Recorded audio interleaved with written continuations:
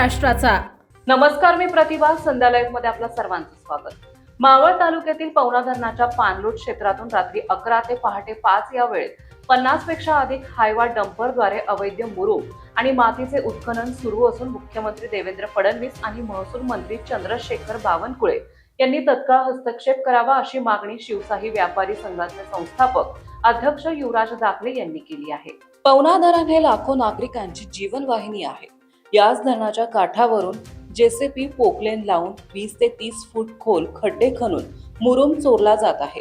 विना नंबर प्लेटच्या Hyva truck घेवान खडक चांदेवाडी ठाकूरसाई ब्राह्मोली कोथुर्णे शिवाली मार्गे चांदखेड कडे जातात। स्थानिक महसूल अधिकाऱ्यांच्या संगनमताशिवाय हे शक्य नाही असा गंभीर आरोप युवराज दाखले यांनी केला आहे। धोक्याची घंटा। धरणाच्या भिंतीला धोका, साठवण क्षमता घटते, भूजल पातळी खालावली, शेतकरी देशोधडीला, पर्यावरणाचा ऱ्हास, 1966 चा महसूल कायदा आणि 1986 चा पर्यावरण कायदा पायदळी, शेतकऱ्यांच्या सुपीक जमिनी नापीक बनवल्या।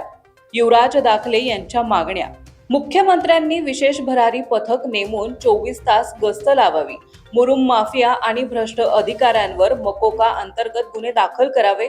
पवना धरण 5 किमी परिसर नो मिनिंग झोन घोषित करावा। ड्रोन सर्वे करून दंडात्मक वसुली करावी। जिल्हाधिकारी पुणे यांच्याकडून 7 दिवसात अहवाल मागावा।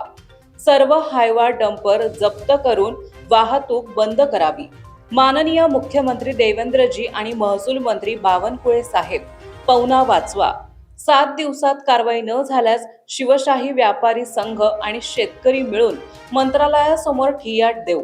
मुरुम माफियांना मावळातून हद्दपार केल्याशिवाय स्वस्त बसणार नाही असा सजड इशारा युवराज दाखले यांनी दिलाय।